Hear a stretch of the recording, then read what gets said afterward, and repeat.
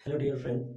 जैसे कि अभी संविधान का एक क्लास हमने अपलोड किया था और इसके बाद से जो भी छात्र हैं आपका काफ़ी प्यार मिला और कमेंट में आ भी रहा था कि सर सेकेंड क्लास को अपलोड करिए या इसका एक सीरीज चलाइए। जिस प्रकार भारतीय इतिहास का एक सीरीज जो है मॉडर्न हिस्ट्री का भी स्टार्ट हुआ है, इसके बाद धीरे धीरे आपका प्राचीन भारत और धीरे धीरे इसके बाद से जो है मध्यकालीन भारत का शुरू हो जाएगा।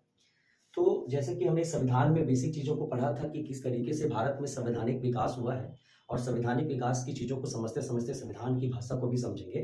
तो जो सबसे पहले हम कंपनी के बारे में जैसे पढ़ रहे थे, तो सबसे पहला जो हमको कंपनी की स्थापना से लेकर जो है आपका किस तरीके से भारत में रेगुलेटिंग आया है उसको समझना है।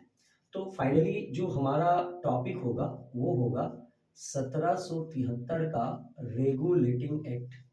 जो टॉपिक क्या होगा आपका रेगुलेटिंग, ठीक है, एक्ट। इसी में सारी चीजों को समझना है। आप पुराने अगर वीडियो को नहीं देखे होंगे तो उसको देखेंगे तो आपको पूरा क्लियर समझ में आ जाएगा। मैंने सारी बातें को उसमें ऐड किया है कि किस प्रकार से कंपनी ने व्यापार किया और किस प्रकार से कंपनी ने शासन शुरू किया।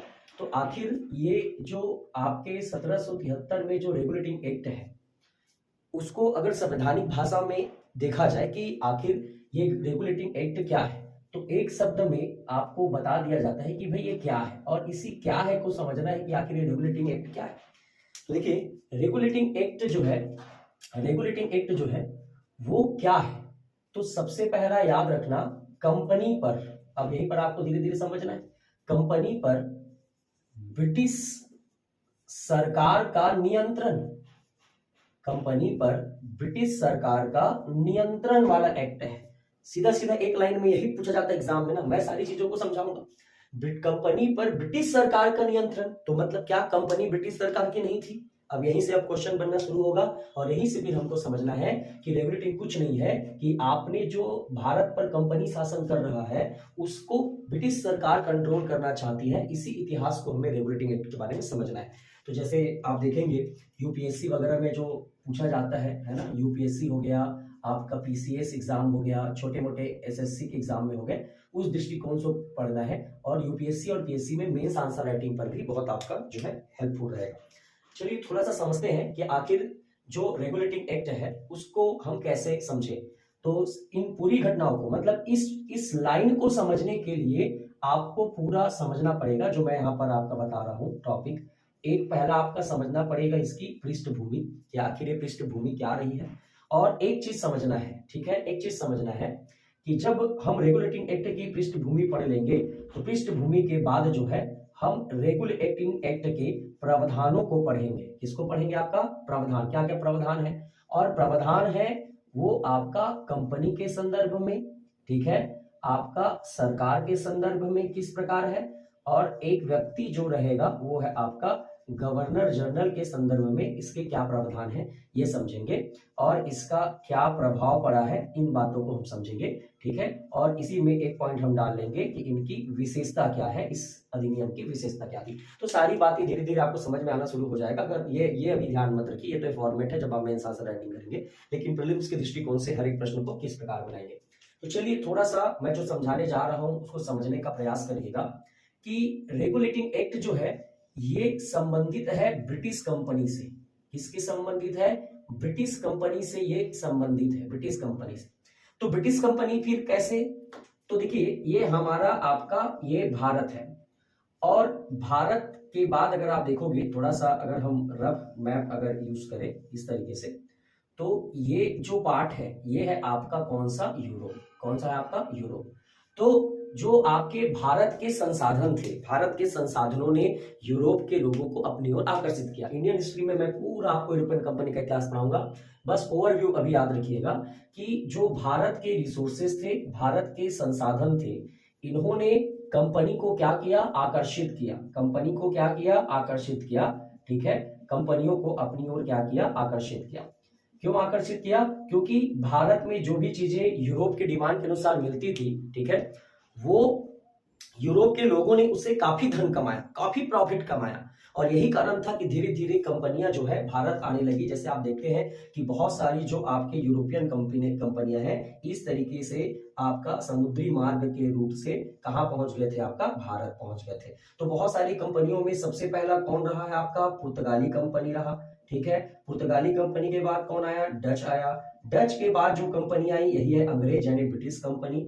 और ब्रिटिश कंपनी के बाद कौन सी कंपनी आई? Danish company. और डेनिश कंपनी के बाद कौन सी आई आपका? फ्रेंच कंपनी यानी कि फ्रांसीसी कंपनी। तो इस तरीके से जो है कंपनी आई। लेकिन जैसे जैसे कंपनी आए, पहले तो पुर्तगाली आए थे तो केवल एक तरफा मोनोपोली उनके पास था, फिर पुर्तगालियों को रिप्लेस कर दिया कौन? आपका डच। पुर्तगालियों को कौन रिप्लेस कर दिया? डच। तो पुर्तगालियों को तो डच ने रिप्लेस कर दिया, इसमें हमको दिक्कत नहीं था।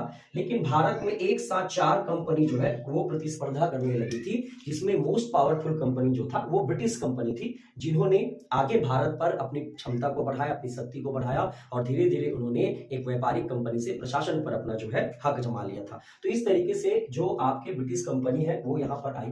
तो एक्चुअल में जब संसाधन बढ़ा, ठीक है, जब संसाधन बढ़ा तो यहाँ के जो इन्वेस्टर्स थे, कौन? आपका इन्वेस्टर्स यानी कि जो आपका निवेशक थे, ये आपका कौन हो गया? ये हो गया आपका ब्रिटेन। ये क्या हो गया आपका? ब्रिटेन। तो ब्रिटेन के जो इन्वेस्टर्स थे वो चाहते थे कि वो कंपनी बनाए, वो पैसा आपका बनाए। तो यहाँ पर निवेशक है, ब्रिटेन में कौन है? एक निवेशक है, इन्वेस्टर है। और एक कौन है? एक है आपका ब्रिटिश गवर्नमेंट। कौन है आपका? ब्रिटिश सरकार। और ब्रिटिश सरकार में जो शासन होता है वो किसके नाम पर होता है? क्राउन यानी कि महारानी के नाम पर जो है शासन होता है। तो ये जो इन्वेस्टर्स थे वो चाहते थे कि ब्रिटिश सरकार उनकी सहयोग करे और वो अपना जो पैसा है वो कहां लगाए? वो आपके पूर्वी देशों की ओर लगाए, क्योंकि उनको पता था कि भाई प्रॉफिट तो लगातार दिख रहा है। आप पुर्तगाली कंपनी को देखें, इन्होंने बहुत ज्यादा प्रॉफिट कमाया है। डच कंपनी को देखा आपने, इन्होंने भी बहुत प्रॉफिट कमाया। तो ब्रिटिश कंपनी को ये लगने लगा था, हालांकि ब्रिटिश कंपनी के बाद डेनिश और फ्रांसीसी काफी बाद में आए थे, लेकिन जो तीसरी नंबर की कंपनी थी ब्रिटिश कंपनी, उनको यही लगता था कि कहीं ना कहीं वहां पर बहुत प्रॉफिट है और वहां पर हम अपना पैसा लगा सकते हैं। तो भाई देखो, जब भी आप कहीं पर इन्वेस्ट करोगे तो फायदा भी होगा, नुकसान भी होगा। तो ब्रिटिश सरकार तो रिस्क नहीं लेना चाहती थी, पर वो निवेशकों को सहयोग करना चाह रही थी कि ठीक है आप लगाइए, कोई दिक्कत नहीं है, आप ऐसा लगाइए। समस्या अब समझिए, एक बात इस तथ्य को समझ गए आपकी ब्रिटिश सरकार अलग है और वहां के जो इन्वेस्टर्स हैं वो अलग है। इसीलिए मैंने कंपनी और सरकार को क्या कर दिया? अलग कर दिया। और इसीलिए मैंने क्या कहा? कंपनी पर ब्रिटिश सरकार का नियंत्रण। मतलब अभी इनको क्या करेंगे? फ्री हैंड छोड़ देंगे कि अपने हिसाब से देखो, जो करना है करो। और बाद में जब कंपनी को लगेगा कि अब हमें इस पर नियंत्रण करने की आवश्यकता है, तब जाके वो कौन सा एक्ट लाएंगे? रेगुलेटिंग एक्ट लाएंगे। तो समझना। तो अब ऐसा तो नहीं है कि ब्रिटिश सरकार इस इन्वेस्टर से बाहर है। ब्रिटिश सरकार के कुछ जो आपके कुछ मंत्री भी थे, ठीक है, ब्रिटिश सरकार में कुछ मंत्री थे वो भी क्या करना चाहते थे? निवेश करना चाहते थे। वो भी क्या करना चाहते थे? निवेश करना चाहते थे। अपना जो पैसा है वो ब्रिटिश सरकार के, भाई सिंपल सी बात है, ब्रिटिश सरकार के बड़े बड़े जो मंत्री है, जो इन्वेस्टर्स होते हैं, उनको बिल्कुल सहयोग मिलता है, राजनीतिक सहयोग मिलता है। तो जो वो भी चाह रहे थे कि हम चुपके से अंडरग्राउंड हम पैसा लगाए और हमारा पैसा जो है वो ग्रोथ करे। तो यहां पर कहीं ना कहीं जब पार्लियामेंट में ये बात आई, ब्रिटिश सरकार की पार्लियामेंट में ये बात आई कि पैसा लगाना है, तो सिंपल सी बात है, मंत्री भी वहां के चाहते हैं, इसलिए प्रस्ताव क्या हो गया? पारित हो गया। ये काम करते हैं, ये जो इन्वेस्टर्स हैं वो इन्वेस्टर्स को हम कंपनी बनाने देते हैं और वो जाएंगी और आपका जो है भारत में व्यापार करेगी। तो कंपनी का नाम कब रखा गया है मैं बाद में बताऊंगा, अभी तो इसको समझना सामान्य रूप से। इस प्रकार ब्रिटिश सरकार और जो उनके अंदर मंत्री थे उनके सहयोग से जो है आपका ब्रिटेन में ठीक है, ब्रिटेन में पूर्वी देशों में व्यापार करने के लिए, पूर्वी देशों में, ठीक है, व्यापार करने के लिए पूर्वी देशों में व्यापार करने के लिए एक कंपनी का गठन किया गया था। ठीक है, एक कंपनी का गठन किया गया था। ठीक है, और इसी कंपनी का नाम था ईस्ट इंडिया कंपनी। ठीक है, अभी प्रारंभ में यही समझना, इस कंपनी का नाम क्या था? East India company. ठीक है, बाद में जैसे हम देखेंगे मर्चेंट कंपनी के नाम से भी जानते थे। ठीक है, इस पर चर्चा करेंगे। अभी जो ईस्ट इंडिया कंपनी जो हम ब्रिटिश सरकार को पढ़ रहे हैं, उसी ईस्ट इंडिया कंपनी का जो गठन है वो आपका, ठीक है, कर रहे हैं ये लोग। और ये कहा गया था कि ये जो कंपनी है, अब इनको जो है आपका, इस समय महारानी कौन थी? तो महारानी थी आपका एलिजाबेथ। कौन थी आपका? एलिजाबेथ। तो महारानी कौन है आपका? एलिजाबेथ। तो एलिजाबेथ के समय जो है इस कंपनी का गठन किया गया, कब आपका? 1599 में। यही से हमारी पृष्ठभूमि शुरू हुई थी प्रीवियस क्लास में, ठीक है, 1599 में। तो सिंपल बात समझ गए। देखो एक लाइन में इसको समझाना है, समझेंगे कि भारत के संसाधनों से कंपनी आकर्षित हुई और बहुत सारी कंपनी जो है भारत आई, ये हिस्ट्री का पार्ट है। उसमें से जो कंपनी रही, तीसरे नंबर की कंपनी ब्रिटिश कंपनी है। और ये जो कंपनी है, यहाँ के जो लोग हैं, ब्रिटिश सरकार यानी ब्रिटेन में एक सरकार है और लोग हैं, वो चाहते हैं कि कुछ पैसा इन्वेस्ट करें, क्योंकि मंत्रियों का भी उनका सहयोग रहा है और यही कारण है कि बहुत जल्दी इस कंपनी को अप्रूवल दे दिया गया और 1599 में east India company, British east India company का गठन किया गया था, ठीक है। ब्रिटिश ईस्ट इंडिया कंपनी का नाम इस समय ईस्ट इंडिया कंपनी नहीं था। जब मैं कंपनी के नाम को परिवर्तन वाला एक्ट बताऊंगा तो वहां पर मैं कंपनी के प्रारंभिक नाम को बताऊंगा। अभी आप अपने दिमाग में कोई कठिनाई मत लाइए, अभी बस यही समझिए कि ब्रिटिश ईस्ट इंडिया कंपनी, शुरुआत में इनका नाम ये नहीं था, कुछ और था, merchant trading for east India company के नाम से फेमस था। तो आगे हम देखेंगे। तो ये 1599 में जो है आपका ब्रिटिश ईस्ट इंडिया कंपनी का गठन हो गया। और महारानी, भाई सिंपल सी बात है, कहीं ना कहीं अगर आप कंपनी बनाओगे तो एक एग्रीमेंट होगा।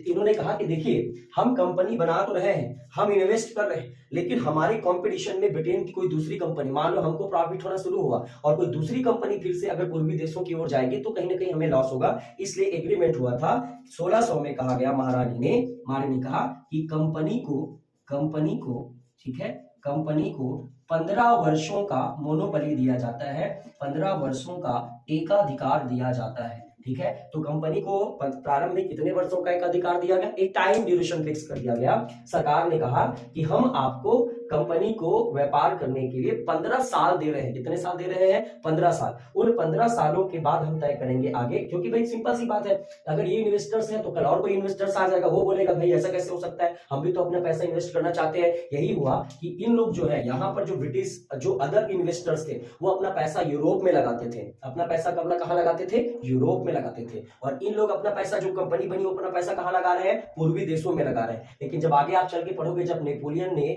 आपका 1813 के पहले जब नेपोलियन पूरी यूरोप को जीत लेता है और पूरी यूरोप का जो संबंध है, व्यापारिक संबंध, उसको ब्रिटेन के साथ तोड़ देता है। और ब्रिटेन के साथ तोड़ने के बाद जो है यहाँ के इन्वेस्टर्स परेशान हो जाते हैं। अब भारत में तरफ भी हमारा रास्ता बंद कर दिए हो और आगे भी अब हम कैसे करेंगे? क्यों? क्योंकि ये जो 15 वर्षों का एकाधिकार था, इसे जो है, ठीक है, इसे आपका 1608-9 में, कब आपका 1609 में असीमित समय के लिए बढ़ा दिया गया था। असीमित समय के लिए क्या कर दिया गया था? आपका बढ़ा दिया गया था। तो सिंपल सी बात है कि आपने इस कंपनी को परमानेंट ये बोल दिया कि आप उधर करो, और यही कारण है इससे प्रश्न क्या बनेगा कि कंपनी को प्रारंभ में कितने वर्षों का एकाधिकार दिया गया था? तो याद रखेंगे प्रारंभ में 15 वर्षों का एकाधिकार दिया गया था। बाद में 1608-9 में इन्हें जो है आपका, जब कंपनी प्रॉफिट लेने लगी, कंपनी को जब प्रॉफिट होने लगा और जब ये मतलब तय हो गया कि व्यापार बढ़िया सी कर सकती है, तो असीमित समय के लिए बना दिया। यहीं पर आप एक बात नोट करके लिख लीजिएगा, क्योंकि 2-3 प्रश्न अलग तरीके से बनते हैं। कैसे? प्रारंभ में तो इन्हें 15 वर्षों का एकाधिकार मिल गया, याद रखेंगे ये एकाधिकार, ठीक है। 1813 में क्या होगा? 1813 में व्यापारिक एकाधिकार, ठीक है, व्यापारिक एकाधिकार क्या हो जाएगा? समाप्त हो जाएगा। अभी जो इनको राइट्स मिल रहा है वो अधिकार कब समाप्त होगा? 1813 में। जब हम वो चार्टर एक्ट पढ़ेंगे तो समझेंगे। तो 1813 में जो है व्यापारिक एकाधिकार क्या किया गया? आपका समाप्त किया गया। बस चाय का व्यापार, ठीक है, चाय का व्यापार और चीन के साथ व्यापार को छोड़कर, चीन के साथ व्यापार, ठीक है, इन दोनों पर बस आप देखोगे तो ब्रिटिश कंपनी का नियंत्रण था, बाकी और किसी भी प्रकार से उनको राइट्स नहीं थे। कहने का मतलब यह है कि भारत के मार्केट को अन्य इन्वेस्टर्स के लिए भी खोल दिया गया था। सारी कहानी को मैं बहुत अच्छे से समझाऊंगा, आप टेंशन मत लेना, ठीक है। तो मैं जो बताना चाह रहा हूं उसको समझो भी, मैं उस पृष्ठभूमि पर आया नहीं हूं कि जो इन्वेस्टर्स से बढ़िया खुश है, पैसा लगा दिए, कंपनी बना दी और चले गए पूर्वी देशों में। पहले तो शुरुआत ये था, बात ये होती कि 15 वर्ष तक हम आपको रोक रहे हैं, 15 वर्ष तक बाकी इन्वेस्टर्स को हम रोकेंगे, 15 वर्ष के बाद हम तय करेंगे कि कैसा करना है। लेकिन बाद में आगे चलकर कहा कि ठीक है, आपको पूरा मोनोपोली दिया जाता है। और मोनोपोली कब समाप्त हो गया? 1813 में।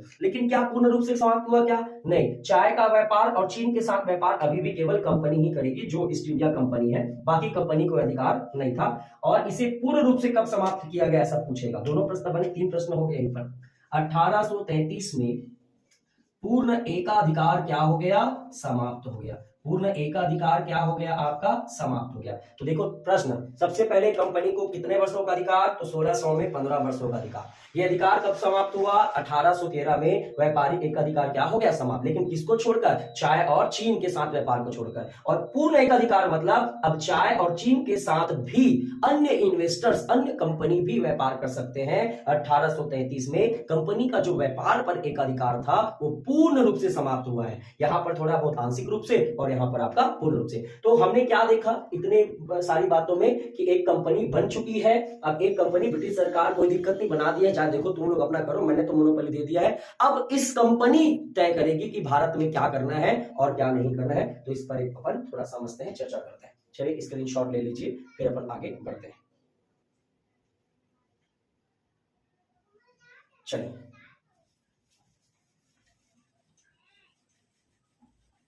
तो इसको धीरे धीरे आप अपने दिमाग में थोड़ा सा सेट करते चले, क्योंकि जब प्रश्न आएगा तो बहुत ही बारीकी से प्रश्न पूछा जाता है। अगर आप कुछ भी तथ्यों को अगर आप मिस करेंगे तो आपसे प्रश्न जो है वो नहीं बनेगा। तो बहुत ही बेसिक से मैं आपको पढ़ा रहा हूँ। इसके बाद संविधान की और भी कोई भी चीज आपको पढ़ने की आवश्यकता नहीं पड़ेगी, केवल आप एमसीक्यूज के माध्यम से ही सारी चीजों को रट सकते हैं। और भारतीय इतिहास का सीरीज तो चल ही रहा है, ठीक है। बहुत जल्दी आपके लिए जो है अन्य विषयों की भी सीरीज स्टार्ट हो जाएगी। पहले धीरे धीरे एक एक करके हम कवर करते चलते हैं सारी चीजों को, क्लियर है।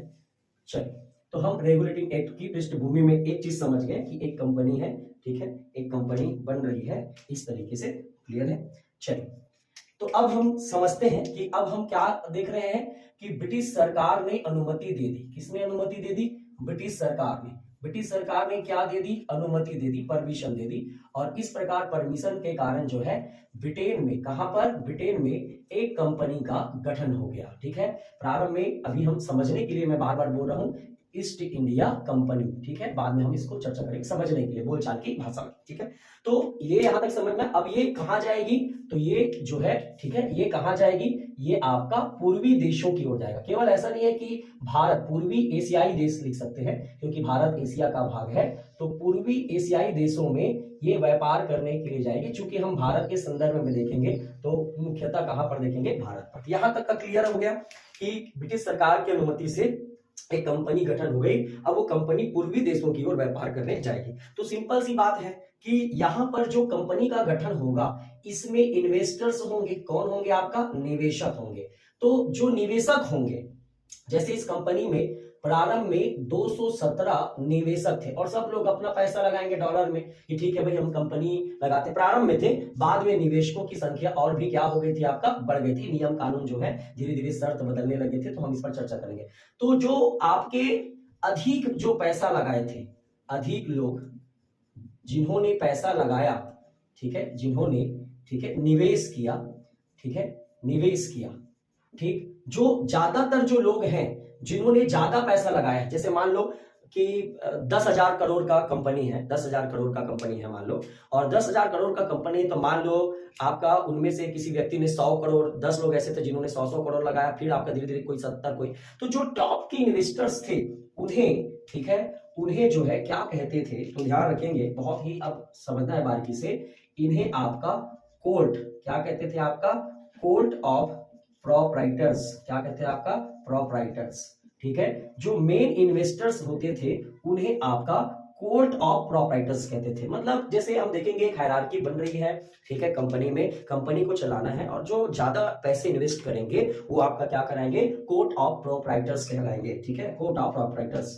और ये जो कोर्ट ऑफ प्रोप्राइटर्स है ये क्या करेंगे, तो ये कंपनी की कार्यपालिका का चुनाव करेंगे, ठीक है। ये क्या करेंगे, कंपनी की कार्यपालिका का चुनाव करेंगे। कहने का मतलब, कार्यपालिका का चुनाव का मतलब, अभी कंपनी बैठ गई है तो कंपनी में कोर्ट ऑफ प्रोप्राइटर्स मतलब एक प्रकार से निर्णय लेने वाला, ठीक है, निर्णय लेने वाला जो है, ये लोग थोड़ा सा अलग तरीके से निर्णय लेंगे, या ऐसा बोल सकते हैं कंपनी में वे समूह जिनके अधिकार अन्य से क्या होंगे, ज्यादा होते थे। सिंपल सी बात है, ठीक है। कोई कंपनी है भाई और ज्यादा अगर शेयर मेरे पास है, ज्यादा पैसा मैं लगाया हूं, तो कुछ निर्णय मेरे महत्वपूर्ण होंगे। तो जो कोर्ट ऑफ प्रोप्राइटर्स होते थे वो कंपनी की कार्यपालिका। यहां पर ध्यान से समझिएगा बेटा, आप धीरे धीरे संविधान की टर्मिनोलॉजी को भी आपको समझते चलना है, ठीक है। जैसे मैं आगे सारी चीजों को बताऊंगा, ठीक है। कार्यपालिका, जैसे एक जैसे मैंने आपका विधायिका शब्द का कहीं पर अगर प्रयोग, ये सब नोट पॉइंट में आता जाएगा, ठीक है, क्योंकि आप ऐसे नहीं पढ़ सकते संविधान को। विधायिका का मतलब क्या होती है?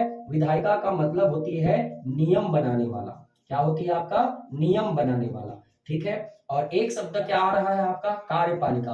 कार्यपालिका का मतलब होता है नियम को लागू करने वाला। क्या होता है आपका? नियम को लागू करने वाला।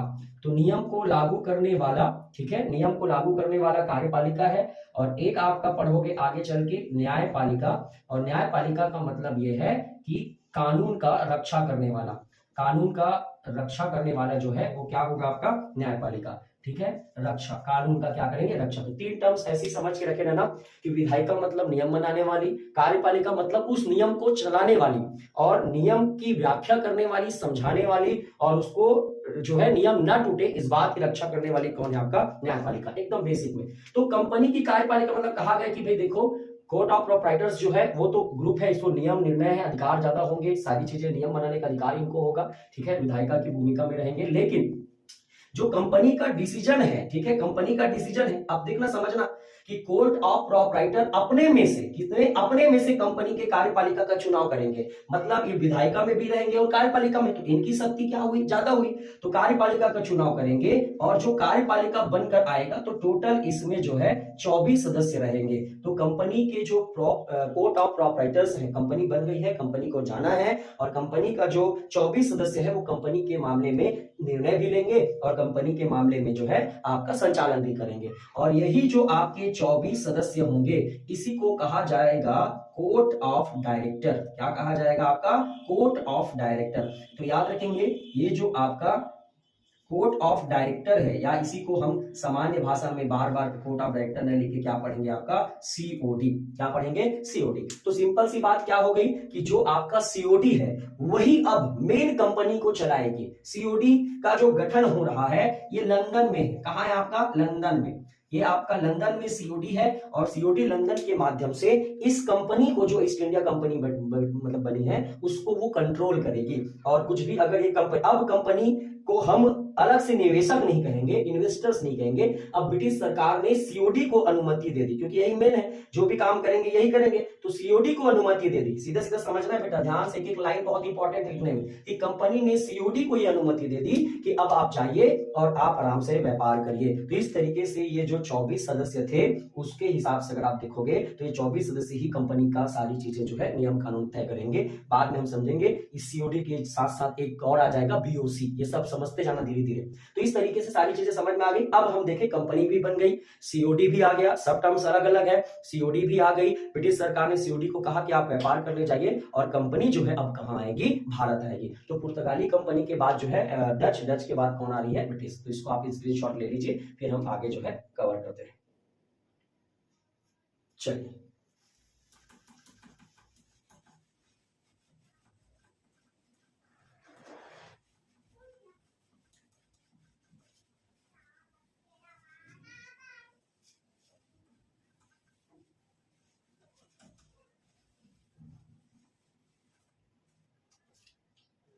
तो अब हम देखें, ठीक है, कि ये आपका लंदन, ठीक, लंदन में कौन बैठे हैं? ब्रिटिश सरकार। कौन बैठे हैं? ब्रिटिश सरकार। और इस ब्रिटिश सरकार में जो है आपका किसको? सीओडी। सीओडी मतलब कंपनी का प्रमुख। अब ऐसा शब्द का प्रयोग करना है, कंपनी को चलाने वाला जो है, कंपनी का प्रमुख कौन है? सीओडी। और सीओडी ने जो है ब्रिटिश कंपनी को कहां भेज दिया? तो ब्रिटिश जो कंपनी है उसको कहां भेज दिया? भारत भेज दिया। ब्रिटिश कंपनी कहां आ गई? भारत आ गई। और भारत में आने के बाद अब कंपनी जो है अपना फैक्ट्री लगाएगी। तो कंपनी ने अपनी प्रथम फैक्ट्री जो है वो आपका सूरत में लगाई, और सूरत में जो है अपनी प्रथम कंपनी लगाई। ठीक है, कंपनियों के इतिहास में देखेंगे, हालांकि ये अस्थायी तौर पर बनाया गया था, पर मैंने इस प्रकार आपको बताया कि 1608 में जो है इनकी व्यापारिक गतिविधियां अब कहां हो गई है? शुरू हो गई है। और लगातार ये मुगल बादशाहों से भी लगातार अनुमति प्राप्त करते रहेंगे। प्रारंभ में अन्य कंपनियों के विरोध से ब्रिटिश कंपनी को तो व्यापार करने की अनुमति नहीं मिल पाएगी, लेकिन बाद में इतनी कूटनीति और रणनीति जैसे जो उन्होंने लाई, योजना जो बनाई, उसके तहत इनको 1615 में मुगल बादशाह से भी अनुमति मिल गई थी। तो इस तरीके से 1608 में जो है इस तरीके से इन्होंने फैक्ट्री बनाना शुरू किया। और उसके बाद जैसा देखेंगे आपका 1615 में जहांगीर, चूंकि केंद्र पर मुगल बादशाह होते थे, जहांगीर से, ठीक है, व्यापार की क्या मांग ली, व्यापार की अनुमति भी मांग ली। ठीक है, व्यापार की अनुमति प्राप्त कर ली। ठीक है, प्रारंभ में पुर्तगाली लोग जो है आपका रोकते थे, लेकिन प्रारंभ में जैसे आप देखोगे तो जहांगीर से 1615 में इन्होंने व्यापार की भी अनुमति प्राप्त कर ली। अब जैसे ही 1615 में इन्होंने व्यापार की अनुमति प्राप्त कर ली, धीरे धीरे भारत पर इन्होंने जो है अपनी फैक्ट्रीज डालना शुरू की, धीरे धीरे व्यापार करना शुरू किए। और यही कारण है कि इनकी जो लाइफ स्टाइल है कैसे बदली, तो वो जो पहला जो टर्निंग पॉइंट आएगा वो कहां आएगा, तो वो आएगा आपका 1717 में। कब आएगा आपका 1700, मतलब इतने समय में उन्होंने काफी व्यापारिक गतिविधियां की, लेकिन 1717 में उन्हें एक बहुत बड़ा जो है अपॉर्चुनिटी मिला। कैसे कि इस समय जो आपके एक मुगल बादशाह थे, कौन आपका, देखो मैं इतिहास का पाठ है इसलिए थोड़ा थोड़ा स्किप करके जो काम का उसको पढ़ा रहा हूं बेटे, इतिहास में पूरा कहानी कारण पढ़ोगे। अभी जो कि हमको पूरा समझना है, कंपनी देखो अब छोड़ दिया, कंपनी को फ्री सीओडी मैनेज कर रही है लंदन से, तो अब कर रही है, करते करते व्यापार सब चीज बढ़िया चल रहा है, कंपनी भी पूरा प्रॉफिट कमा रही है, कोई दिक्कत नहीं है। अब धीरे धीरे हम कहां तक पहुंच गए, 1717 तक, जहां पर आपके मुगल बादशाह कौन है आपका, फर्रुखसियर। कौन है आपका, फर्रुखसियर। मुगल बादशाह जो फर्रुखसियर थे, ठीक है, इनको क्या था, बीमारी। ठीक है, इनको क्या था, बीमारी, आपका घेंघा रोग जिसको बोलते हैं, गले में आपका बीमारी हो गया था। और गले में बीमारी होने के बाद काफी ज्यादा डॉक्टर्स को दिखाने के बाद भी जो है आपका कहीं ना कहीं ये ठीक नहीं हो रहे थे। तो एक आपका ब्रिटिश डॉक्टर, ठीक है, कौन आपका, ब्रिटिश डॉक्टर जिसका नाम क्या था, हैमिल्टन। क्या नाम था आपका, हैमिल्टन। ये जो ब्रिटिश डॉक्टर हैमिल्टन थे, इन्होंने फर्रुखसियर का ट्रीटमेंट किया। मान लो ऐसा हो गया कि फर्रुखसियर को दूसरा जन्म मिला होगा, और इसलिए फर्रुखसियर ने जो है काफी ज्यादा उत्साही हो गया कि इनके वजह से मेरी जान बच गई। अब कहते हैं ना भाई, इंसान जब बहुत ज्यादा खुश हो जाता है तो वो डिसीजन नहीं ले पाता, खुशी खुशी में कुछ भी बोल देता है कि हाँ मैं ये करूंगा वो करूंगा। जैसे अचानक जब किसी का बर्थडे आता है तो भाई कल पार्टी दूंगा, अगले दिन पता चलता है जेब में तो पैसा नहीं है। तो इस तरीके से सेम प्रोसेस है। फर्रुखसियर को लगा कि भाई मेरा गले का बीमारी ठीक हो गया, जिसको कोई ठीक नहीं कर सकता था, क्योंकि काफी दर्दनाक ऐसा होता, कुछ दिन बाद इनकी मृत्यु हो जाती। तो इस तरीके से हैमिल्टन ने आपका कहीं ना कहीं जो है इनकी जान बचाई, ऐसा बोल सकते हैं। और इसी से आपका, ठीक है, फर्रुखसियर जो है इसी से आपका प्रसन्न होकर, क्या होकर आपका प्रसन्न होकर काफी खुश हो गए। इन्होंने एक फरमान जारी किया। क्या जारी किया, फरमान जारी किया।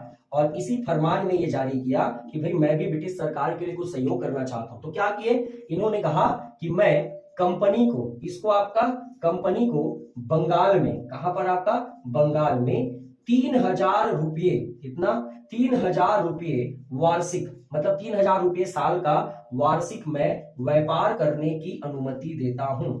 कहने का मतलब जो है, अब कंपनी को, ब्रिटिश कंपनी को जो है अनुमति दिया गया, यानी कि ब्रिटिश कंपनी को जो है कहीं ना कहीं व्यापार करने की क्या मिल गई, अनुमति। कितना रुपया, मात्र 3000 रुपया वार्षिक जो है अब इनको देना है। मतलब अब कंपनी जो है बंगाल जैसे जो क्षेत्र थे, बंगाल जैसे क्षेत्र देखोगे तो बंगाल काफी बड़ा एरिया था। आप अगर बंगाल को देखोगे तो इनका जो लालच था, नजर था, वो वैसे भी तो शुरू से बंगाल क्षेत्र में था, सबकी नजर बंगाल क्षेत्र में थी। तो बंगाल में आप देखोगे तो बिहार भी आता था, बंगाल में उड़ीसा भी आता था, पश्चिम बंगाल भी आता था, इधर आपका आसाम भी आता था, इधर आपका बांग्लादेश भी आता था। तो इस तरीके से पूरा बंगाल वाला जो एरिया है, इसमें जो कहीं ना कहीं कंपनी को 3000 रुपये में वार्षिक व्यापार करने की अनुमति मिल गई। ठीक है, और आपका 10,000 रुपये में, कितने आपका, 10,000 रुपये में यही प्रोसेस आपका सूरत में भी लागू किया गया। सूरत में व्यापार करने की अनुमति, तो दो जगह पर अनुमति दी गई, दो जगह पर अनुमति दी गई। मतलब कहां कहां अनुमति दी गई, एक आपका 10,000 रुपये में सूरत में व्यापार करने की अनुमति, और 3,000 रुपये में कहीं ना कहीं आपका बंगाल में व्यापार करने की क्या दे दी गई, अनुमति दी गई। तो इस तरीके से कहीं ना कहीं अब कंपनी अपना मनमानी करेंगे। उनको तो मुगल बादशाह जो केंद्र में बैठे उन्होंने बोल दिया कि भाई आप बिंदास व्यापार करो, मुझे पैसा दो, मुझसे बात करो। लेकिन चूंकि मुगल बादशाह का निर्णय होता था, और यहाँ पर जो आपका कंपनी को अगर ये राइट्स मिला है, तो जो कंपनी में लोकल जो नवाब वगैरह होते थे, या कंपनी में जो इनके जो सूबेदार लोग होते थे, उन लोग कुछ नहीं बोल पाते कि चलो मुगल बादशाह का निर्णय है, हम उसको काट नहीं सकते। तो कहीं ना कहीं जैसे ही इनको बंगाल मिला, तो यहीं से अब इनकी राजनीतिक गतिविधियां क्या हो गई, शुरू हो गई। और राजनीतिक गतिविधियां जैसे शुरू हुई, तो इनका जो नजर था बंगाल जैसे क्षेत्र पर, कि बंगाल हर दृष्टिकोण से काफी समृद्ध था, और इनकी जो पहली नजर थी वो कहां पर थी, आपका बंगाल में। तो कहते हैं ना, जब किसी व्यक्ति को जो चीज मिलता है उसको ध्यान में देखकर और उसे ज्यादा पाने की चाहत रखता है। तो कंपनी को 3000 रुपये में तो मिल गया था अनुमति, लेकिन वो चाह रहे थे कि और ज्यादा हम कमाएं, और ज्यादा हम पैसा करें। तो वो क्या दिक्कत होता था, इसको समझिएगा, ये स्क्रीनशॉट ले लीजिए, फिर हम आगे समझते हैं। ठीक है, चलिए, तो यहां तक आपने समझा, ठीक है, यहां तक आपने समझा है कि किस तरीके से कंपनी जो है बढ़ रही है। अब उनको बंगाल और सूरत जैसे भी क्षेत्र जो है वो मिल चुके हैं और मुगल बादशाह का जो अनुमति है वो कहीं ना कहीं आपको मिल चुकी है। तो अब हम फाइनली जो है बंगाल तक पहुंच चुके हैं। क्या है कैसा है, क्योंकि अंग्रेजों का इतिहास का मेन कड़ी है बंगाल, ठीक है। अब होता क्या था, ध्यान समझिएगा कि बंगाल में मुगल जो बादशाह हैं इन्होंने कंपनी को व्यापार का अधिकार दिया है। किसको? आपका कंपनी को व्यापार का अधिकार दिया है, ठीक है। कंपनी बिल्कुल व्यापार का अधिकार कर सकती है, कोई दिक्कत नहीं है। कंपनी दिखाएगी कि भाई हम ईस्ट इंडिया कंपनी का है, प्रूव करेगी और यहाँ पर बिंदास व्यापार कर सकती थी। लेकिन इसी समय जो बंगाल के नवाब थे, ठीक है, बंगाल के नवाब, उसका नाम था सिराजुद्दौला। क्या नाम था आपका? सिराजुद्दौला। अब 1717 से 1756 तक इन्होंने जो भी किया बंगाल में, कहीं ना कहीं इनका जो मानसिकता था वो बंगाल के नवाब को समझ में आ रहा था कि किस तरीके से ये लोग करप्शन कर रहे हैं, किस तरीके से भ्रष्टाचार कर रहे हैं। तो यहाँ पर होता क्या था कि देखो, कंपनी को व्यापार करने का अधिकार दिया है। तो पहला तो ये था कि कंपनी क्या करते थे, कंपनी अपने लाइसेंस को, अपने, इनको तो लाइसेंस मिला था, तो कंपनी अपने लाइसेंस को, ठीक है, अन्य लोगों को देते थे। किनके? अन्य लोगों को देते थे। कहने का मतलब क्या है कि देखो, समझना, मुझे लाइसेंस मिला है, मुझे अधिकार है कि भाई ब्रिटिश कंपनी जो है, ब्रिटिश सरकार जो है वो, सॉरी सरकार नहीं, ब्रिटिश कंपनी जो है वो कहीं ना कहीं यहाँ पर व्यापार कर सकती है बंगाल में। और उनको केवल 3000 रुपए किनको देना है? मुगल बादशाह को, वो भी ईयरली। तो इन लोग क्या करते थे, मान लो जैसे ब्रिटिश सरकार का समोसा बेच रही है, कहां पर? बंगाल पर। तो ब्रिटिश सरकार समोसा बेचेगी, जितना प्रॉफिट होगा उनका होगा, साल का 3000 रुपये मान लो वो मुगल बादशाह को देंगे। कल कोई दूसरा व्यापारी आया, मान लो वो समोसा बेच रहा है, या मान लो वो कुछ और मोमोज बेचूंगा ऐसा बोला, तो वहां पर कंपनी, भाई कंपनी व्यापार कर सकती है, दूसरा तो अभी व्यापार नहीं कर सकती, करेगी भी तो उनको तो काफी पैसा देना पड़ेगा, परमिशन। तो वो क्या करते थे, तुम हमारे कंपनी के आदमी हो, ऐसा हम आपको लाइसेंस बना के दे सकते हैं जिसे तुम फ्री में व्यापार कर सकते हो। तो इसके बदले क्या करते थे, लाइसेंस देते थे उनको और उनसे मोटा रकम वसूलते कि भाई आपको लाइसेंस का महीने का 2000 रुपए लगेगा, भाई साल का पूरा 3000 ये पे करेंगे। और जिनको लाइसेंस देंगे उनसे कितना रुपया ले रहे हैं? महीने का 2000। तो साल का कितना हुआ एक व्यापारी से? तो 12 दूनी 24,000, तो एक ही व्यक्ति से मिल गया। तो एक तो ये लाइसेंस देने लगे थे, ये बड़ा दिक्कत था, बहुत ज्यादा करप्शन हुआ। और दूसरा, कहीं ना कहीं कंपनी को व्यापार करने का अधिकार दिया था, लेकिन निजी व्यापार, क्या करते थे, निजी व्यापार पर ध्यान देने लगे थे। अपनी खुद की छोटी छोटी कंपनी, अपना खुद का निजी प्राइवेट जो अपना व्यापार है ध्यान देते थे, ठीक है, निजी व्यापार करते थे। तो इस तरीके से बंगाल का नवाब का दिमाग खराब हो गया कि तुम लोगों से मैं टैक्स नहीं वसूल पा रहा हूं, मुगल बादशाह परमिशन दे दिए हैं, वहां तक तो ठीक था, लेकिन निजी व्यापार भी कर रहे हो, ये तो गलत है, आप तो टैक्स देना पड़ेगा। एक तो आप दूसरों को भी पनाह दे रहे हो जबरदस्ती, उनसे आप पैसा ले रहे हो, उनसे पैसा मुझे लेना चाहिए, नवाब को अधिकार है। तो इस प्रकार से नवाब को यह अधिकार था कि वो बाकी जगह से कर वसूले, लेकिन कहीं ना कहीं अंग्रेजों की कूटनीति में जो है नवाब को जो है, यहाँ पर नवाब को जो है टैक्स इनको नहीं मिल पा रहा था। और यही कारण था कि सिराजुद्दौला और ब्रिटिश कंपनी के बीच क्या आ गई? टकराव आ गई, ठीक है। इन्हीं कारणों से, ठीक है, अभी आपका हिस्ट्री में पूरा डिटेल पढ़ेंगे, क्या कारण है क्या सब है ना, अभी बेसिक संविधान को समझिए। इन्हीं कारणों से, ठीक है, ब्रिटिश कंपनी, ठीक है, ब्रिटिश कंपनी और वर्सेस कौन हो गया? आपका सिराजुद्दौला। कौन हो गया? आपका सिराजुद्दौला। कहीं ना कहीं जो है दोनों के बीच काफी ज्यादा लड़ाई झगड़ा भी हुआ, आप पढ़ेंगे, ठीक है। ब्लैक होल की घटना, बंद कोठरी की कहानी, कैसे आपका कासिम बाजार पर आक्रमण हुआ था, ये सारी चीजों को बाद में देखेंगे, ठीक है। इतिहास का पाठ है वो, आप इतिहास की क्लास को नियमित पढ़ते रहिए। तो कहीं ना कहीं हुआ, और इसी को भारतीय इतिहास में कहा जाता है 23 जून 1757 का कौन सा युद्ध? आपका प्लासी का युद्ध। कौन सा युद्ध कहा जाता है? प्लासी का युद्ध कहा जाता है, जिसमें ब्रिटिश सरकार की ओर से जो कमांडर थे वो कौन थे? आपका रॉबर्ट क्लाइव थे, और सिराजुद्दौला के बीच हुआ। और आप देखे होंगे कि मीर कासिम, किसकी? आपका मीर कासिम, ठीक है, सॉरी मीर जाफर, कौन थे इनके सेनापति? मीर जाफर की गद्दारी की वजह से, मीर जाफर की गद्दारी की वजह से, ठीक है, वजह से, ठीक है, नवाब युद्ध हार गया, नवाब युद्ध हार गया। यही उसके मीर जाफर ही उनके सेनापति थे, और बाद में जाकर पूरी प्लानिंग किसको बता देते हैं? नवाब बनने के लालच में ब्रिटिश कंपनी यानी कमांडर को, और आगे चल के पूरे सिराजुद्दौला का प्लान फेल हो जाता है। और इस प्रकार से अब बंगाल को भी किससे जीत लिया? नवाब से। तो सीधी सीधी बात है कि नवाब से ये बंगाल ले लिया। पहले तो बंगाल पर केवल व्यापार का अधिकार था, अब बंगाल से क्या प्राप्त कर लिया? पूरा नवाब को कंट्रोल पे। लेकिन ये ब्रिटिश सरकार जानती थी कि अगर हम नवाब को हटाकर हम लोग तुरंत प्रशासन पर भी आ जाएंगे तो मामला बहुत गर्व, एक तो ब्रिटिश सरकार हम लोग को उधर दिक्कत करेगी कि तुम लोगों के लिए मैं इसीलिए भेजा था कि तुम लोग वहां जाके प्रशासन संभालो, ससुरे सरकार हम हैं और तुमको बस व्यापार करने भेजे थे, तुम वहां क्या कर रहे हो, तुम वहां आपका राजनीति करने लगे हो। तो इस कारण से डायरेक्ट ब्रिटिश कंपनी जो है वो सीधा अधिकार नहीं जमा सकती थी, इसलिए उन्होंने अपनी कठपुतली के रूप में किसे बनाया, मीर जाफर को। किसे बनाया आपका, मीर जाफर। और मीर जाफर जो है इनका काफी शोषण हुआ, ब्रिटिश सरकार ने अपना मनमानी किया, जो पाए तो पैसा वसूला, लेकिन जब मीर जाफर ने भी सरेंडर कर दिया तो सेम नीति से इन्होंने मीर कासिम को अगला क्या बनाया, बंगाल का नवाब बनाया। पर मीर कासिम की विचारधारा अलग थी और मीर कासिम की विचारधारा जो है वो उन्होंने कहीं ना कहीं ब्रिटिश सरकार को रोकने का प्रयास किया और इस तरीके से उन्होंने भारत के अन्य राज्यों जिसके साथ ब्रिटिश सरकार ने गलत संधि थोपा था, गलत आपका राजनीतिक जो है जुड़ाव रखा था, उनके साथ मिलकर एक बहुत बड़े युद्ध का प्लान किए थे जिसे भारतीय इतिहास में आप बक्सर का युद्ध कहते हैं। तो हम देखते हैं कि क्या कैसा रोल रहा है। तो इस प्रकार से मीर कासिम हो गया और इसीलिए अब वो डेट आ गया कौन आपका, 22 अक्टूबर 1764। और इसमें आप देखोगे तो इसमें आपका बंगाल का नवाब लड़ेगा एक साथ। इन्होंने अवध के नवाब को भी मिला लिया कि देखो भाई आपके साथ भी ब्रिटिश सरकार ने गलत किया, इनको हराना पड़ेगा, भगाना पड़ेगा। और जो मुगल बादशाह थे उनको भी कहा कि आपको पता नहीं है आपका बहुत शोषण हो रहा है और अगर हम तीनों मिलकर संघर्ष करें तो कहीं ना कहीं हम जो है ब्रिटिश सरकार की नीतियों को फैल कर सकते हैं। और 22 अक्टूबर 1764 को अगर आप देखोगे तो 22 अक्टूबर 1764 को आपका एक सेनापति थे जिसका नाम था हेक्टर। क्या नाम था आपका, हेक्टर मुनरो के नेतृत्व में ब्रिटिश सरकार ने बक्सर का युद्ध लड़ा। लेकिन मैंने जैसे कहा आधुनिक हथियार का होना, ठीक है, और एक राजनीतिक एकता का अभाव होना, क्योंकि इस समय भारत में अगर आप देखोगे 1764 में मराठा भी तो थे, है ना भाई, 1764 में मराठा भी थे, अन्य लोग भी थे। अगर इन लोग थोड़ा बहुत कॉपरेट करते मिलते और बक्सर के युद्ध में अपना साथ देते तो निश्चित तौर पर कुछ और हो सकता था। लेकिन यहाँ पर राजनीतिक एकता की कमी और अंग्रेजों की जो नीतियों के सामने हम फैल गए और आपको पता होगा कि बक्सर का युद्ध भी हम हार गए। और इस प्रकार बक्सर के युद्ध ने यह तय कर दिया कि अब भारत में ब्रिटिश शक्ति अजय है और उन्हें कोई पराजित नहीं कर सकती। और यहीं से अब उनकी शक्ति दोगुनी बढ़ गई कि हमने भारत में अब देखो सबको हरा दिया, अब हम आराम से भारतीय राजाओं को क्या कर सकते हैं, कंट्रोल कर सकते हैं। एक बड़ी शक्ति थी, वो जान ही रहे हो, एक बड़ी शक्ति थी जिससे अंग्रेज डरते थे, मराठा। लेकिन मराठा जो है 1761 के पानीपत के युद्ध के बाद थोड़े कमजोर हो गए थे।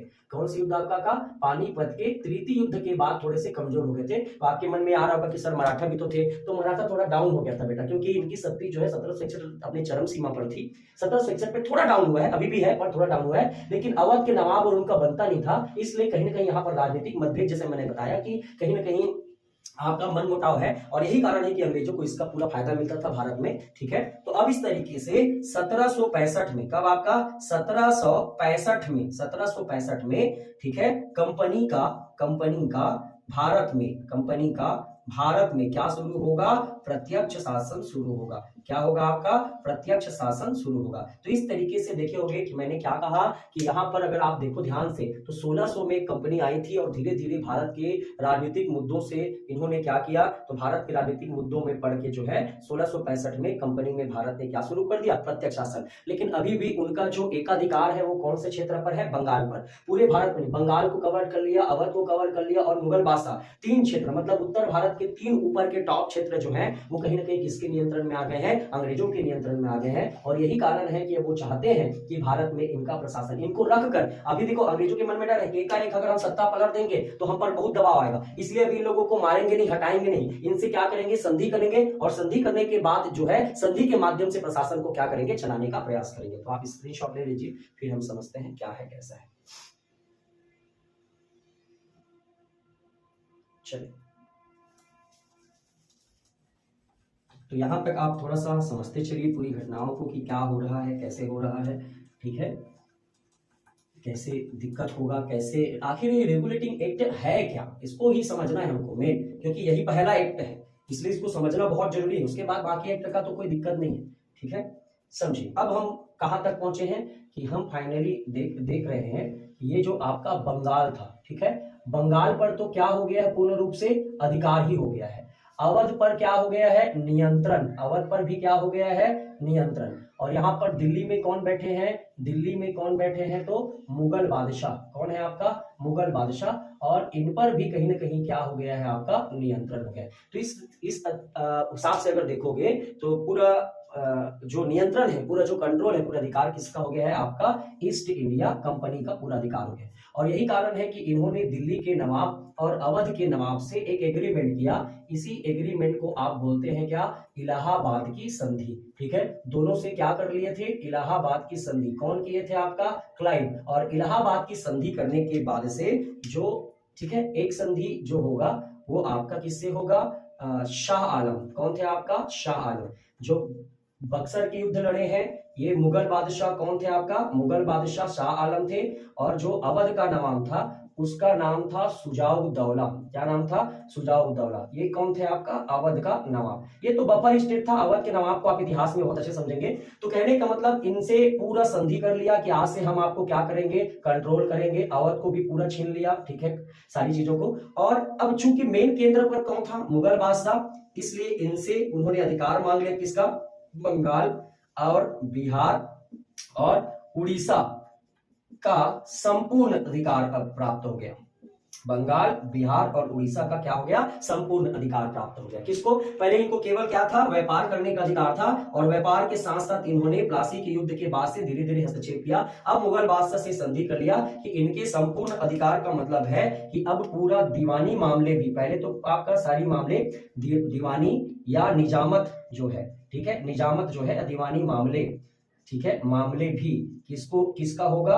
ईस्ट इंडिया कंपनी का होगा। हर प्रकार का जो है संपूर्ण अधिकार जो है वो कहीं ना कहीं किसको मिल गया? कंपनी को मिल गया। और इसलिए ये जानते थे कि अगर हम इन क्षेत्रों पर, ठीक है, अगर डायरेक्ट हम लोग टैक्स वसूलेंगे, डायरेक्ट हम लोग हर चीज करेंगे तो दिक्कत होगा। इसलिए आप ये जानते भी होंगे कि इन्होंने जानबूझकर क्या लाया था? द्वैत शासन लाया था। कौन लाया था द्वैत शासन? क्लाइव ने लाया था। कब लाया? 1765। क्यों लाया? तो उसके कारण थे, ये भी आप समझना कि सिंपल सी बात है कि बंगाल, बिहार, उड़ीसा तीनों मेन क्षेत्र किसमें आता था? बंगाल। भले अलग अलग प्रांत था, तो बंगाल, बिहार, उड़ीसा का पूरा दीवानी अधिकार किसको मिल गया? कंपनी को। और अगर यहां पर एक द्वैत शासन का मतलब कि एक पक्ष में हम जो है आपका कंपनी का शासन रहेगा, एक पक्ष में कंपनी का शासन रहेगा और एक तरफ आपका नवाब का अधिकार रहेगा। मतलब कहने का मतलब है, सोचो ना, मैंने अचानक किसी के घर पे आया और किसी के घर पे मैं आया, उसको मार के भगा दिया, तो आसपास के लोग मेरा क्या करेंगे? विरोध करेंगे, मुझे गलत नजर से देखेंगे, मुझे आपका अकल से अपने घर में पनाह नहीं देंगे। लेकिन उन्होंने कितना अच्छा दिमाग लगाया, बोले नवाब को बैठाओ, उनको ये लगे कि हमने नवाब को हटाया नहीं, पर अंदर से उनको क्या करो? पकड़ के रखो। तो इस तरीके से दोहरी शासन व्यवस्था को क्या किया? रॉबर्ट क्लाइव ने लागू किया। इसी को आपका द्वैत शासन कहते हैं। ध्यान रखेंगे बेटा, हालांकि मैं पूरा चर्चा करूंगा पर नोट पॉइंट में बहुत अच्छे से इसको याद रखे रहना कि द्वैत शासन बहुत परेशान करता है। ठीक है, सबसे पहला अगर आपको पूछेगा कि द्वैत या इसी को कहा जाएगा द्वैध शासन, क्या कहा जाएगा? द्वैध शासन। और ये सबसे पहला कब लाया गया था? बंगाल में। कब लाया गया था? 1765 में बंगाल में। द्वैध शासन का मतलब कुछ नहीं है, शासन को दो लोगों में सत्ता और उत्तरदायित्व को बांट देना। एक के पास शक्ति, एक के पास अधिकार और दूसरे के पास जो है आके मैनेजमेंट को संभालना है, रिस्पॉन्सिबिलिटी या अकाउंटेबिलिटी को संभालना है। उसके बाद ये द्वैध शासन आपको कहां दिखाई देगा? कंपनी के अंदर। कंपनी में भी क्या आ गया? द्वैध शासन। कंपनी में द्वैध शासन कब आया पूछेगा? 1784 में आना। फिर आगे चल के इनके संसदों में या सदनों में आ गया, यानी कि प्रांतों में। पढ़ेंगे सारी चीजों को, फैक्ट है इसलिए लिखवा रहा हूं, बाकी सारा चीज मैं समझाऊंगा और रिवाइज कराऊंगा। ये आया था 1919 में। फिर आपका याद रखेंगे केंद्र में द्वैत शासन कब लाया गया था?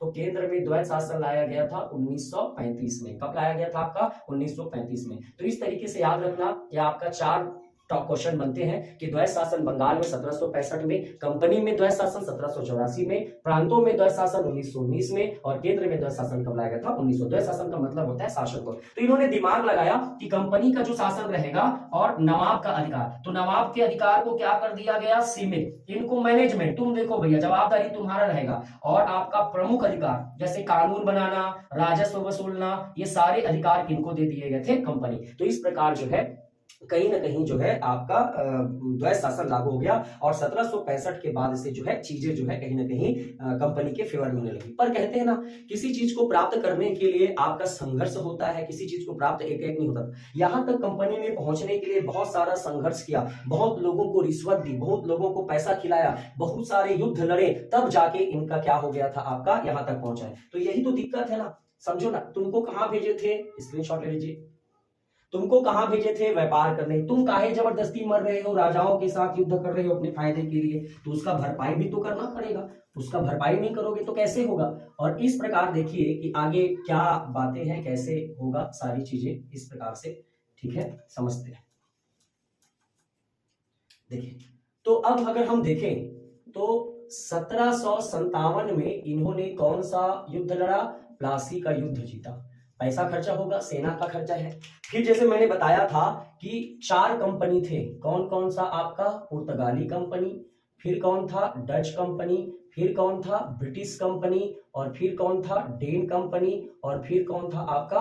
फ्रांसीसी कंपनी। कौन सी कंपनी? फ्रांसीसी। तो डेन कंपनी का तो दिक्कत नहीं है, इन्होंने 1745 में कंपनी बेच दी थी, ठीक है, कंपनी ब्रिटिश कंपनी को बेच दी थी, प्रतिस्पर्धा नहीं कर पाई और इसलिए ब्रिटिश कंपनी को क्या कर दी थी? बेच दी थी। ये जो डच कंपनी है, इन्होंने किसको?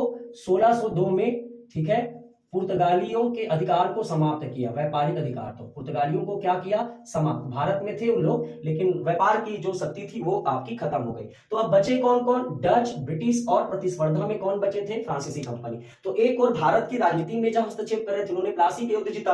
तो अब कहीं ना कहीं जब इनके प्रभाव को बढ़ते देखेंगे तो ये कंपनी भी डरेंगे, इन कंपनी भी आर पार का खेलेंगे, और इसलिए 1759 में बेदरा का युद्ध हुआ था। ये सब आप इतिहास में पढ़ाऊंगा बेटा, बस अभी समझते जाना। बेदरा का युद्ध हुआ था 1759 में। डच वर्सेस किसके बीच होगा? तो डच वर्सेस आपका होगा ब्रिटिश कंपनी के बीच में। किसके बीच में? ब्रिटिश कंपनी, और ब्रिटिश कंपनी इस युद्ध को क्या हो जाती है? जीत जाती है। तो देखो, भारत में राजनीतिक प्रवेश के साथ साथ जो कंपटीशन है यूरोप की कंपनियों के साथ, उसको भी वो लोग क्या कर रहे हैं? समाप्त कर रहे हैं। तो भाई सिंपल सी बात है, खर्चा तो व्यय होगा। अभी इतना युद्ध है, व्यापार एकदम जीरो। आदमी युद्ध करता रहेगा तो व्यापार करता रहेगा, युद्ध में पूरा बिजी है, व्यापार नहीं कर पा रहे हैं, लोग का ध्यान नहीं है व्यापार में, ठीक है। और उसके बाद देखो अगला फिर 1760 में कौन सा युद्ध हो गया? वांडीवास। कौन सा आपका? वांडीवास।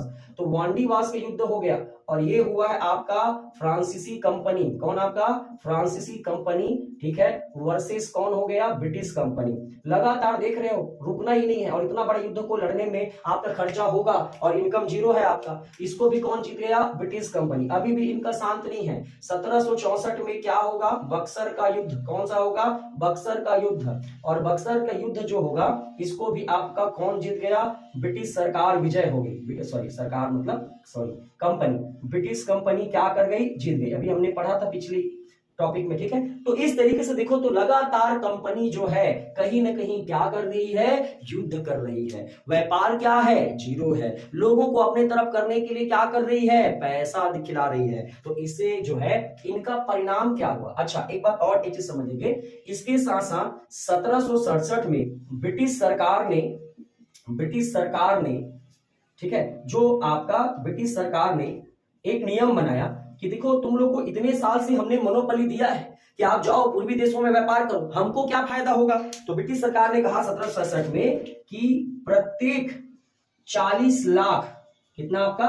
प्रत्येक 40 लाख पाउंड पर 10% ब्रिटिश सरकार की होगी। किसकी होगी? ब्रिटिश सरकार। ये कब नियम बना दिया? आपका 1767 में। और देखो, और बर्डन के ऊपर बर्डन हो रहा है ना, बर्डन बढ़ रहा है। एक तो आपने व्यापार किया नहीं, इतने साल तक आप राजनीति में चले गए, युद्ध करने में, भारतीय राजाओं को अपने पक्ष में करने के लिए पैसा आप दिए। दूसरा, अब ब्रिटिश सरकार भी अपना क्या मांग रही है? प्रॉफिट मांग रही है कि प्रत्येक 40 लाख पाउंड पर हमें 10% चाहिए। भाई आप अगर जितना भी 40 लाख रुपए का प्रॉफिट होगा उसका 10% आप निकाल लीजिए, ये पैसा हमको चाहिए। और इसके बाद इसका परिणाम क्या हुआ? इसका परिणाम ये हुआ कि कंपनी जो है, ठीक है, कंपनी जो है घाटे में चली गई। किसमें चली गई? घाटे में चली गई। कंपनी घाटे में चली गई। एक तरफ उनकी राजनीतिक उपलब्धियां तो बढ़ गई है, लेकिन क्या ये कंपनी भारत में शासन करने आई थी? क्या नहीं। कंपनी जो है ब्रिटिश सरकार ने चुपचाप व्यापार करने के लिए दिया था, और धीरे धीरे इनके लोभ और लालच ने इनको क्या कर दिया? आगे बढ़ाने पर प्रेरित किया। पर एक तरफ राजनीतिक जीत तो हो रही है, लेकिन कहीं ना कहीं कंपनी कहां चली गई? घाटे में चली गई। और कंपनी जब घाटे में चली गई तो सिंपल सी बात है कि अब ब्रिटिश सरकार में थोड़ा हलचल तो मचेगा। कंपनी घाटे में चल रही, कैसे करे? कैसे कंपनी को, वहां तो व्यापार करना ही है। अब सारे प्रतिद्वंदी को हरा दियो, और अगर मान लो इन लोग वापस आ गए और व्यापार करना शुरू किए तो फिर से दिक्कत होगा। और एक तरफ जो अदर इन्वेस्टर्स हैं वो भी ब्रिटिश सरकार के ऊपर क्या बना रही है? दबाव बना रही है। तो इन्होंने जो है अब किससे, मेन तो सीओडी है, तो ब्रिटिश सरकार से ब्रिटिश सरकार से 10 लाख, कितना आपका 10 लाख पौंड की मांग की। कितने मांग की आपका 10 लाख पौंड की मांग की। इन्होंने कहा कि हे माई बाप, आपने एक बार तो हमारी मदद की, अब दूसरी बार हमारी मदद कर दीजिए, हम आपको एक एक रुपया पाई पाई चुका देंगे। आप एक काम करो, आप हमें अभी 10 लाख पाउंड दे दो और इसको हम फिर से व्यापार शुरू करेंगे, अच्छे से बढ़ाएंगे और फिर आपका जो है सारे पैसे ब्याज के सहित लौटा देंगे। तो सिंपल सी बात है, ब्रिटिश सरकार बोली बड़ा दिक्कत है यार तुम लोगों का, इतने साल तक तुम लोगों को व्यापार करने दिए हैं, इसके बावजूद भी तुम हमसे उधारी मांग रहे हो, हमसे पैसा मांग रहे हो, ये तो दिक्कत है, अब इसकी तो जांच होनी चाहिए, अब तो नहीं बनेगा ऐसा। और यही कारण है कि ब्रिटिश सरकार के जब मन में खटका कि भाई क्या होना चाहिए, इसलिए आपका संसद में, या चूंकि ब्रिटिश पार्लियामेंट बोल सकते हैं, ब्रिटिश पार्लियामेंट में, कहां पर आपका ब्रिटिश पार्लियामेंट में कंपनी को वापस बुलाने की बात आ गई। कंपनी को वापस बुलाने के संबंध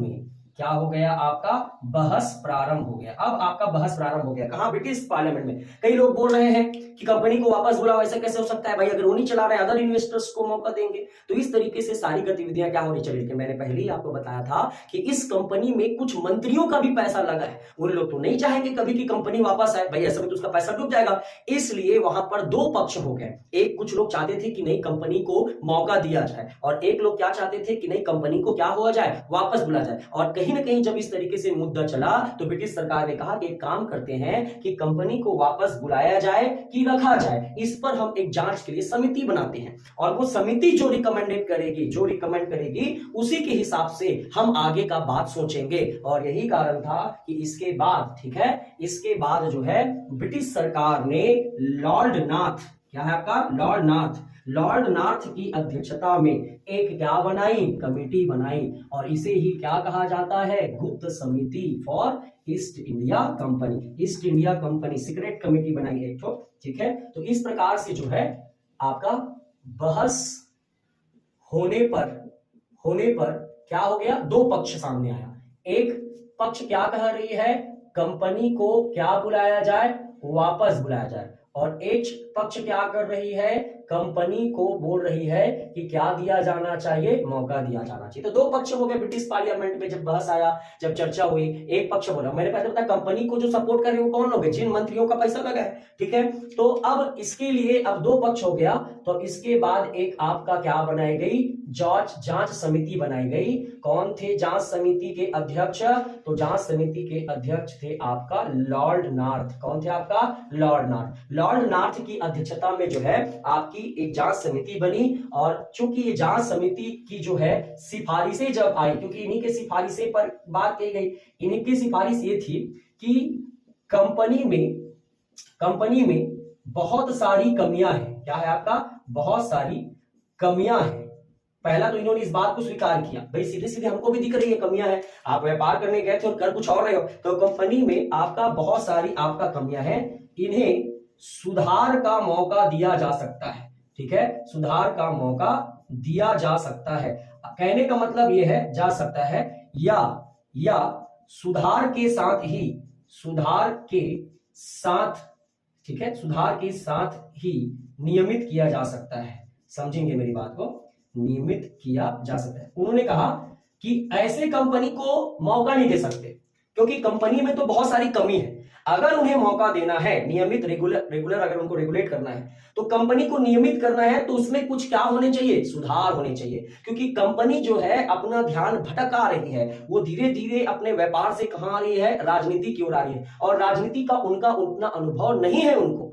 और चूंकि ब्रिटिश सरकार प्रशासन देख रही है, ब्रिटिश का कंपनी को थोड़ी प्रशासन करने आता है, तो लॉर्ड नाथ ने कहा कि भाई अगर कंपनी को कंटिन्यू करना चाहते हो तो कहीं ना कहीं कंपनी में बहुत सारी कमियां हैं। तो कंपनी में क्या कमियां हैं, कंपनी में कमियां हैं कि उन्होंने भारत में अपना बहुत अच्छा जगह बना लिया है, लेकिन समस्या ये है कि वे व्यापार करना जानते हैं, राजनीति नहीं, प्रशासन करना नहीं आ रहा है, और उनका पूरा ध्यान कहां पर चला गया है, राजनीति पर। तो ब्रिटिश सरकार बोले राजनीति उनको कौन करने बोल रहा है, राजनीति करना तो हमारा काम है। अब वो क्या, हम एक कंपनी को बोल दिए जा भाई तू वहां देखना भारत में या पूर्वी देशों में, तो कुछ दिन बाद वो खुद का सरकार बना लेगी। सरकार बनाना हमारी जिम्मेदारी है। कंपनी का काम केवल क्या है, व्यापार। और इसलिए कुल टोटल जो है अगर हम सभी तरीके से देखें तो निष्कर्ष क्या निकला। अब निष्कर्ष देखिए, एक तरफ कौन आ गया, ब्रिटिश सरकार भमक गई, बोले गलत बात है।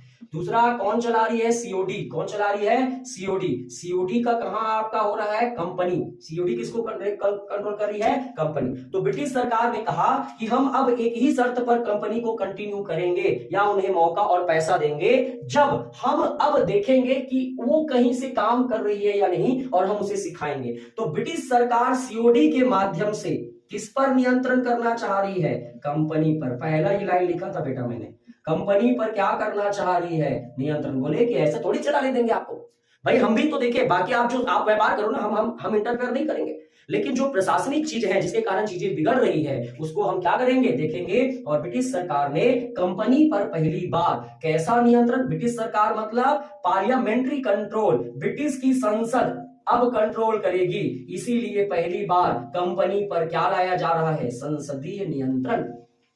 ब्रिटिश की पार्लियामेंट से कानून बनकर जाएगी सीओडी के पास कि बोलो अपने कंपनी को कि ये करना पड़ेगा। समझ आ रहा है। अब ब्रिटिश सरकार सीओडी पर क्या कर रही है, नियंत्रित कर रही है। और नियंत्रित करने के लिए कंपनी को चूंकि रेगुलेट करने के लिए जो पहला एक्ट बना उसी का नाम है रेगुलेटिंग एक्ट। और यहीं से आपका प्रशासन और आपका सारी चीजें स्टार्ट हो जाता है। तो धीरे से समझेंगे बेटा, बहुत ही गहराई है इसमें। अगर आप देखेंगे तो एक आके फटाफट पढ़ दिए रेगुलेटिंग एक्ट फलाना है ऐसा है, नहीं आप बना पाएंगे, बेस को नहीं। जैसे मैं आप पूरी बातों को एक सिनॉप्सिस में समझाऊं कि कुछ नहीं था, जो अन्य यूरोपियन कंपनी थे उन्होंने दूसरे यूरोपियन कंपनी को अपनी ओर आकर्षित किया।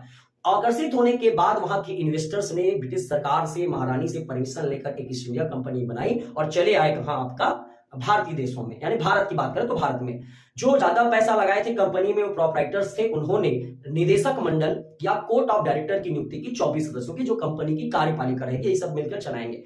इन्होंने बहुत अच्छा परफॉर्म किया भारत में, लेकिन इनकी लालचों ने इन्हें राजनीतिक हस्तक्षेप में भी मजबूर कर दिया। यही कारण है कि युद्ध में लगातार बिजी रहे, प्रतिस्पर्धा बहुत ज्यादा बढ़ गया था और जिसके कारण कंपनी जो है प्रॉफिट के बजाय लॉस में चली गई। और लॉस में जाने के कारण जब इन्होंने ब्रिटिश सरकार से फिर से पैसा मांगा तो ब्रिटिश सरकार ने कहा कि भाई क्या चीज का पैसा देंगे हम आपको, हम इतना दिन तक आपका उनको दे के रखे, ऊपर से आपको हमें प्रॉफिट देना चाहिए, आप हमसे प्रॉफिट मांग रहे हैं, तो ये नहीं हो सकता। तो अब बहस चिढ़ गया कि भाई करना क्या है। तो जो जिस मंत्री का कंपनी में पैसा लगा तो बोलेगा नहीं भाई एक मौका और दिया जाए। तो दो पक्ष हो गया, दो पक्ष होने के कारण ही जांच समिति बनाई। जांच समिति ने साहब कहा कर सकते हैं कंटिन्यू, लेकिन इसी रूप में नहीं, उनमें सुधार की क्या है, आवश्यकता है। तो ब्रिटिश सरकार ने कहा ठीक है सुधारते हैं। कैसे सुधारोगे कि अब हमें कंपनी क्या करेगी, सीओडी क्या करेगी, क्या नहीं करेगी, अब यहां पर संसद में डिसाइड होगा। इसीलिए पहली बार ब्रिटिश कंपनी पर संसदीय नियंत्रण या पार्लियामेंट्री कंट्रोल जो है वो कहां से आया, रेगुलेटिंग एक्ट। और इसी रेगुलेटिंग एक्ट का आप केवल पहला टॉपिक पढ़े हैं, पृष्ठभूमि। अभी तो इनकी विशेषता, इनका प्रावधान, गवर्नर जनरल के अधिकार, सीओडी के अधिकार, ब्रिटिश सरकार के अधिकार, इन सारी चीजों को पढ़ोगे। फिर भारत में उनका क्या प्रभाव पड़ा, इस पर भी बृहद चर्चा होगी। बहुत जल्दी ही मैं इसके पार्ट 2 पार्ट 2 को लेकर आपके सामने उपस्थित होऊंगा। देखिए आपको मैं कोशिश करूंगा कि बेस्ट स्टडी प्रोवाइड कर सकूं और मुझे आपसे कुछ नहीं चाहिए, मुझे केवल और केवल आपका प्रेम चाहिए। आप जितना भी जरूरतमंद लोग हैं वहां तक लोगों तक ये वीडियो को पहुंचाइए, चैनल को लाइक करिए, सब्सक्राइब करिए, क्योंकि जनरली हम जानते हैं कि मुफ्त की चीजों की वैल्यू नहीं होती। और आपकी तरफ से जो मुझे मिलता है वो यही प्रेम है कि आप जितना ज्यादा कमेंट्स करते हैं, शेयर करते हैं, लाइक करते हैं, सब्सक्राइब करते हैं, उससे मुझे मोटिवेशन आता है। और मुझे मोटिवेशन जब आता है तो मैं आपके लिए बहुत ज्यादा मेहनत करने के लिए प्रेरित होता हूं। तो आप जो है इतना बनाए रखिएगा। तब तक के लिए धन्यवाद। जय।